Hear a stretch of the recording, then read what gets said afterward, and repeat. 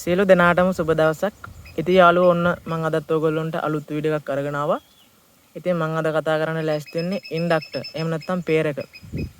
මෙන්න මේ අමතර කොටස පිළිබඳව තමයි මම අද ඔයගොල්ලොත් එක්ක කතා කරන්නේ. පේරක වර්ග කීපයක් තියෙනවද? පේරක මොන වගේ අවස්ථාවලදීද අපි යොදාගන්නේ? පේරකේ අභ්‍යන්තර ක්‍රියාකාරීත්වය මොකද්ද? ඒ වගේම මල්ටිමීටරේ මේක චෙක් කරන්නේ කොහොමද? යන කරුණු ගොඩාක් මම මේ වීඩියෝ එක තුලින් කතා කරනවා. ඉතින් මාව subscribe කරලා නැත්නම් දැම්ම කරන්න bell icon එක all කරන්න. ඉතින් හොඳයි එහෙනම් අපි පාඩමට යමු. පේරක නිර්මාණය කරලා තියෙන ඇත්තටම කම්බි වලින්. එහෙම නැත්නම් කොයිල් කම්බි, තඹ කම්බි. ඔයගොල්ලන්ට මෙන්න මේ ආකාරයේ පේනවනේ. මේ තියෙන්නේ මේක පේරකයක්. ඉතින් මේ පේරකය නිර්මාණය කරලා තියෙන්නේ මේ විදිහට රවුම් විදිහට ඔතලා තියෙන්නේ කොයිල් කම්බි භාවිතා කරලා. ඉතින් කොයිල් කම්බි කියන දේ ඔයගොල්ලෝ දන්නවනේ. කොයිල් කම්බි කියන්නේ මොකක්ද කියන කාරණාව ඔයගොල්ලෝ දන්නවා. ඉතින් මේ කොයිල් කම්බියේ යම්කිසි ආලේපයක් කරලා තියෙනවා මේ වටේට. ඒ ආලේපය නිසා මේ එකකට එකක් ගෑවුණත් එකකට එකක් සම්බන්ධ වුණත් එතන කිසිම ෂෝට් වීමක් සිද්ධ වෙන්නේ නැහැ. ඉතින් මේ උඩ තියෙන ආලේපය නිසා මේක කිසිම ෂෝට් වීමක් සිද්ධ වෙන්නේ නැහැ. එකකට එකක් මේ රවුම් ගෑවුණාට. ඒ වගේම තමයි ඔයගොල්ලන්ට කියන්න ඕනේ මේකේ වර්ග කිහිපයක් ඔයගොල්ලන්ට පේනවා. මේ ආකාරයෙන් මේ එක හැඩවලින් මේක නිර්මාණය කරලා තියෙනවා. ඉතින් ඒ වගේම තමයි මේකේ මැදට යම්කිසි කොටසක් මැදි කරලා ඔතලා තියෙනවා. මේ කොයිල් ටික මේ විදිහට එක හැඩවලින් ඔතලා තියෙනවා. මේ ආකාරයෙන් අපිට දැක ගන්න පුළුවන්.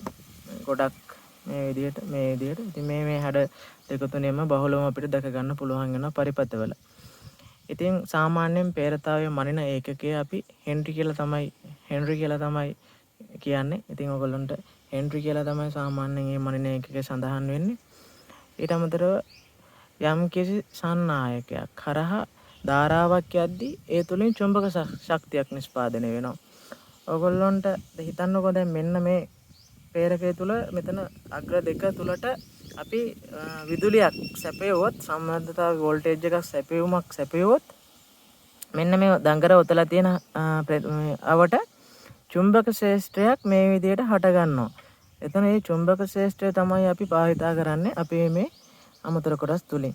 ඉතින් ඕගොල්ලොන්ට ගොඩාක් දුරට මේ කොයිල් කම්බි භාවිතා කරලා ට්‍රාන්ස්ෆෝමර් ඊට පස්සේ ෆිල්ටර් සර්කිට් වල ඊට පස්සේ ස්පීකර්ස් වල විදුලි සූණි වල මේ වගේ ගොඩක් අවස්ථාවලදී දැක ගන්න පුළුවන් මේ කොයිල් කම්බි භාවිතා කරන අවස්ථා.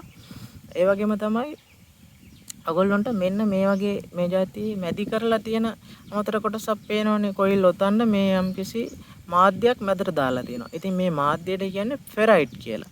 ඉතින් මේ ෆෙරයිට් කියන මාධ්‍යය මේකට යොදාගෙන තියෙන්නේ මෙතන මේ ඔතලා තියෙන මේ කොයිල් වල චුම්බක ශක්තිය තවදුරටත් වැඩි කරගන්න අවශ්‍ය නිසා. ඉතින් මේ ෆෙරයිට් කියන මාධ්‍යය තමයි ඒ සඳහා ගොඩක් බහුලවම භාවිතා කරන්නේ.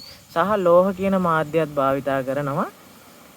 ඊට පස්සේ ඔයගොල්ලන්ට කිසිවක්ම මාධ්‍යයක් මැදි කරන්නේ නැතුව මේ ආකාරයට නිර්මාණය කරපු ෆෙරයිට් අපිට මේ ආකාරයට ෆෙරයිට් කිසිම දෙයක් නැතුව නිකම්ම නිර්මාණය කරපු ඉන්ඩක්ටර් බලා ගන්න පුළුවන්. ඉතින් මේක ඔයගොල්ලන්ට දැක ගන්න පුළුවන්. එතකොට ඔයගොල්ලන්ට මේකේ යම්කිසි සංකේත ටිකක් තියෙනවා. ඔයගොල්ලන්ට මම කියවනේ ලෝහ යොදපු සහ මොකුත්ම යොදන්න නැතුව සහ ෆෙරයිට් මාධ්‍ය යොදාගත්ත මේ වගේ ඉන්ඩක්ටර් තියෙනවා කියලා. ඉතින් මේ ඉන්ඩක්ටර් අපිට සංකේතාත්මකව ඇඳුවොත් මම ඔයගොල්ලන්ට මේ ආකාරයෙන් ඇඳලා පෙන්නන්නම්. සාමාන්‍යයෙන් කොයිල් එකක් අපි අඳිනකොට මෙන්න මේ විදිහට මෙහෙම ඇවිල්ලා මෙහෙම රවුමට ඔය ආකාරයෙන් තමයි තියෙන්නේ. ඉතින් ඔය ආකාරයෙන් තමයි මේක මෙහෙම ලකුණු කරලා තියෙන්නේ. ඉතින් අපි හිතමුකොට මෙතනට ලෝහ මේ මාධ්‍යයක් තමයි මේ හරය තුලට මේ වටේ තියෙන මේ රවුමක් ඔයගොල්ලන්ට පේනවනේ. මෙන්න මේ රවුමට අපි දාලා තියෙන්නේ ලෝහ මාධ්‍යයක්. ඉතින් අපි ඒක මේ වගේ මේ සංකේතයක් තුලින් අපි ඒක පෙන්වන්නේ මෙන්න මේ විදිහට. මේ විදිහට ඉරි කෑලි දෙකක් හෝ තුනක් මේකේ තියෙන්න පුළුවන්. මේ මැද හරය ලෝහ විදිහට තියෙනවා නම් පරිපථවල සඳහන් කරලා තියෙනවා නම් සංකේතය මේ ආකාරයෙන් තමයි පෙන්වන්නේ. ඉතින් ඒ වගේම තමයි මේ මැද්දට ෆෙරයිට් මාධ්‍ය දාලා තියෙනවා කියලා හිතමුකෝ අපි. අපි මේ මැද්දට ෆෙරයිට් මාධ්‍ය තමයි දාලා තියෙන්නේ. ඉතින් මේ ෆෙරයිට් මාධ්‍ය දානවා නම් මෙන්න මේ ආකාරයෙන් මෙන්න මෙහෙම කඩේරි වලින් තමයි ඒක සඳහන් කරලා තියෙන්නේ. මෙන්න මේ ආකාරයට ඒක. ඊට අමතරව කිසිවක් අපි මේකට යොදාගෙන නැහැ. ඉතින් අපි බලමු ඒක කොහොමද සංකේතාත්මකව අඳින්නේ කියලා. ඉතින් ඒක ওই විදිහට නිකම්ම කිසිවක්ම යොදාගෙන නැහැ කියන ආකාරයට මේ මෙතනදී කඩේරක් හෝ ඉරි දෙකක් කිසිම දෙයක් එන්නේ නැහැ. නිකම්ම තියෙනවා. ඉතින් වාතය සමග තමයි මේක වැඩ කරන්නේ. ඉතින් මේ දෙක මේක ෆෙරයිට් ආකාරයට සහ ලෝහ ආකාරයට වැඩ කරන ඉන්ඩක්ටර් තියෙනවා. අපිට දැක ගන්න පුළුවන්. ඉතින් ඒ වගේම ගොඩාක් දුරට මේක අපිට දැක ගන්න පුළුවන් වෙන්නේ යම් කිසි ෆිල්ටර් කරන සර්කිට් වල ගොඩාක් දුරට බලා ගන්න පුළුවන් අපිට. ඇත්තටම ඕක තමයි මේකෙන් සිද්ධ වෙන කාරණාව. යම් කිසි ඔයගොල්ලෝ කලින් මම සඳහන් කරා වගේ යම් කිසි කම්බි දඟරයක් විදිහට තමයි මේක තියෙන්නේ.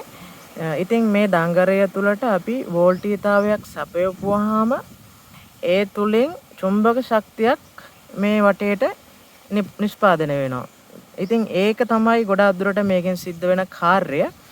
ඉතින් ඊට අමතරව මේකේ චුම්බක ශක්තියේ ප්‍රමාණය, මේකේ වට ප්‍රමාණය සහ මේකේ දිග ප්‍රමාණය, ඊට අමතරව මේ මැදට යොදලා තියෙන මාධ්‍ය සහ ඊට අමතරව අපි යොදාගෙන තියෙන කොයිල් එකේ සයිස් එක, එහෙම නැත්නම් මේ වට ප්‍රමාණයේ සයිස් එක. ඉතින් කොයිල් ඒ වගේ ගොඩාක් කාරණා බලපානවා මේකේ චුම්බක ශක්තිය තවදුරටත් වැඩි වෙන්න හෝ අඩු වෙන්න. ඉතින් ඒ වගේ තමයි මේ පේරක කියන අමතර කොටස භාවිතා කරන්නේ. ඉතින් මේක අපිට ඉතාමත් පහසුයි මල්ටිමීටරෙන් පරීක්ෂා කරන්න. ඔයගොල්ලෝ මේ ඩයෝඩ් චෙක් කරන එකට මේ විදිහටම දාගෙන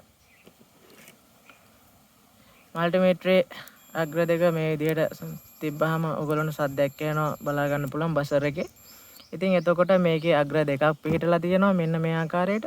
ඉතින් මේකේ අග්‍ර දෙකක් පිහිටලා තියද්දි අපි මේ අග්‍ර දෙකට දෙපැත්තෙන් මෙන්න මෙහෙම තියෙනවා. ඉතින් ඔයගොල්ලන්ට ඇහෙනවනේ මේක බසර් එක වැඩ කරනවා. ඉතින් බසර් එක වැඩ කරනවා ඇහෙනවා කියන්නේ මේ කම්බිය මේ කෙරවලේ ඉඳන් මේ කෙරවලට කිසිදු පළුදවීමක් සිද්ධ වෙලා නැහැ. මේක සම්පූර්ණයෙන් හොඳයි කියලා. ඉතින් මේ හැම පේරකයක්ම මේ ආකාරයෙන් ඒ විදිහට තමයි චෙක් කරන්නේ මේ කෙරවල් දෙකට තියලා. ඉතින් මේකේ අග්‍ර හතරක් තියෙනවා ඔයගොල්ලන්ට දැක ගන්න පුළුවන්. ඉතින් මේ අග්‍ර හතරක් තිබුණත් මේකේ කොටස් දෙකක් විදිහට නිර්මාණය වෙලා තියෙන්නේ. එකක් මේ පැත්ත, එකක් මේ පැත්ත. ඉතින් අපි චෙක් කරනකොට ඒ එක පැත්තක කොටස තමයි චෙක් කරන්න ඕනේ. ඉතින් මේ ආකාරයට ඉතින් ඔයගොල්ලන්ට මෙන්න මේ විදිහට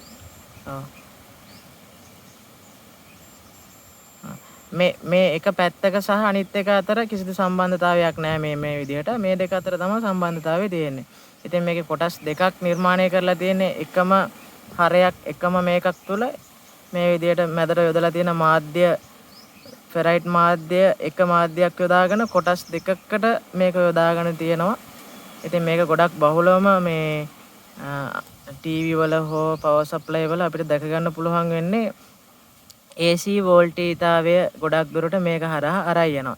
ඉතින් AC වෝල්ටීයතාවය නිව්ට්‍රල් එක සහ පේස් එක අරයි යන්න මේ දෙපැත්ත භාවිතා කරනවා. ඉතින් නිව්ට්‍රල් එක මේ පැත්තේදී පේස් එක මේ පැත්තේදී අරයි යන්න මේක ගොඩක් දුරට බහුලවම භාවිතා වෙන පරිපථවල අමතර කොටසක්. ඉතින් ඉන්ඩක්ටර් වලින් සිද්ධ වෙන්නේ ඇත්තටම ඔක තමයි. ඉන්ඩක්ටරයක් කියන්නේ වෝල්ටේජ් එකක් අපි සම්බන්ධ කරාම ඒ තුලින් වෘත්තාකාරව මේක ඇති වෙනවා චුම්බක ශේෂ්ත්‍රයක්. ඉතින් මේ චුම්බක ශේෂ්ත්‍රය තමයි අපි අමතර කොටසදී ප්‍රයෝජනට අරගෙන තියෙන්නේ. ඉතින් අපේ පරිපථයට ඕක තමයි ඉතින් ඔයගොල්ලන්ට මට කියන්න තියෙන්නේ අද. ඉතින් ඉන්ඩක්ටර් කියන්නේ ඔන්න ඔකයි ඇත්තටම කාරණාව සිද්ධ වෙන්නේ. හොඳයි එහෙනම් ඔයගොල්ලන්ට නොතේරෙන තැන් තිබුණොත් මට කමෙන්ට් කරන්න. ඒ වගේම අලුත් වීඩියෝත් මම ඉස්සරහට අරන් එනවා. මාත් එක්ක රැඳිලා ඉන්න. හැමෝටම ජය වේවා.